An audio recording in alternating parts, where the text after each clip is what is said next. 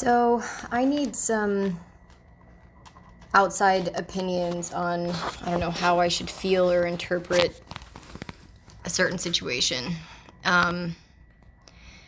When I was 19 on November 10th of 2004, my very, very close friend at the time who was living with me, her name was Shay Sullivan. She died in my bed in my house, obviously. And she had been abusing Coricidin cough medicine for a long time, like before I knew her. And she was actually the friend of the total narcissistic person that I was friends with, and I made a whole video about. But her mom had sent her away to live with her aunt in Georgia because of her problem. And at one point she said to Shay, I can't have you living here anymore because you're going to drive me to drink and I can't afford that, so you need to leave. And she was 15, and so she had to leave. Oh, and that was Buster. And so when she came back to visit my kind of terrible friend, I became really good friends with her really fast. She moved in with me. She was living with us.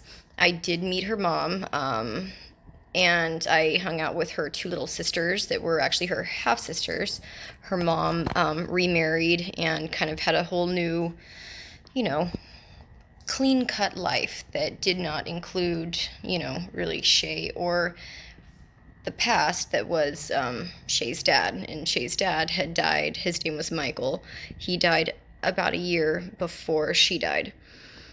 And I don't know all the details of that, so I can't really comment, but it was really devastating to Shay. She said that he was like her best friend. He just got her, and he had his own issues, but she said she knew her mom loved her, but she never felt unconditionally loved by her or understood, and she just felt like a problem, a burden. And she said she loved her sisters so much, and she wanted to be there with them, but she just did not know, she did not know how to kick this habit, and she also just didn't want to, because it was like easily available. Like, we would jack them from drugstores. I did them with her too, because I was a total flake. Anyhow, after she died, or I should say, the night before she died, we were playing games. We actually played the game Sorry, which is, I don't know how ironic that is, but we were laying head to foot in my daybed, and she said, do you know what you're going to say to God when you die? And mind you, for a few days before this, at night, she had to actually sleep in our living room because she was snoring, what we thought was snoring. She was snoring so loud, it sounded like a freaking freight train. And we didn't realize that was actually a death rattle. And it was like, I can't even make the noise. I mean, it was so bad, and she was feeling really sick. And, we thought it was like a cold or something. But anyhow, she said, do you know what you're going to say to God when you die? And I was like, yeah, I kind of have like the gist of it, And she was like, I know what I'm going to say. I'm going to say that I know I've made a lot of mistakes, but I've always known that, that Christ died for my sins, and that I need to ask for forgiveness. And I've always tried to do what was best to others and treat others the way I'd want to be treated, and to do things with kindness and love. And it was so out of the blue because we were literally just laying there about to fall asleep. It was almost midnight. And then at one point, I don't know, probably like 10 or 11, or no, more like, I don't know, 6, 7, 8 in the morning, the sun was just coming out. I kind of opened my eyes a little bit, and I saw her legs, and she was a fair person anyways, but she was so pale that I had to continue because it cut me off. She was so pale that I was like, "You are so white. You look like you're dead." Like, saying that, like, you need to get a tan. Not in a million years thinking that she was actually dead. And the crazy thing was is that she slept sucking her thumb when, yeah, she was 19. So, I mean, she sucked her thumb a little bit, and then she'd rub the fibers of the pillowcase between, like, against each other, so it made like a rippling noise, and that was like comforting to her. She actually had this one pillowcase, and it was super worn out. My mom was like, "We gotta wash this," and so she went through her entire, all the pillowcases, and was like, "We'll find you one that has a similar thread feeling," and we did find one, and she died like that with her thumb in her mouth and her fingers right over the pillowcase fabric. And it was so shocking because I touched her, and I will never forget that feeling. And unfortunately, she had blood coming out of her ear canal and her nose and the corners of her eyes and her mouth.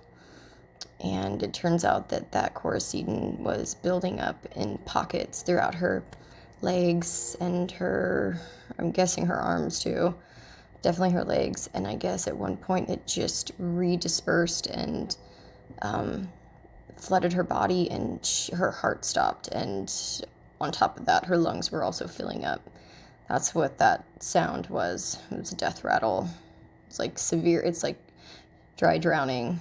She was drowning from the inside out. And what I want the advice on is, after all of this happened, her mom came to our house and saw her. She walked in and said, "I'm so sorry this happened to you." It was like, "Hello, lady, this is your daughter." And I understand. She was probably in shock. She did end up crying. And then I realized she never even made a freaking obituary. She never even announced that she had passed away. And eventually I went and looked on her Facebook, and it says daughters. She's not even on there. Just because she died doesn't mean that she's not her child anymore. And then I realized that she made this thing called the Shae Project. And I thought, okay, you know what? As much as I'm not in favor of this woman, maybe she's going to save some lives, you know. But she barely even talks about Shae. There's one freaking picture of her on there.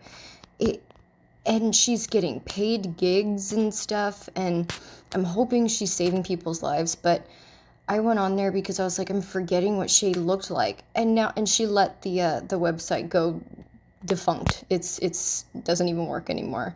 And it was the Shae Project, SHAE Project, and it's a dead website now.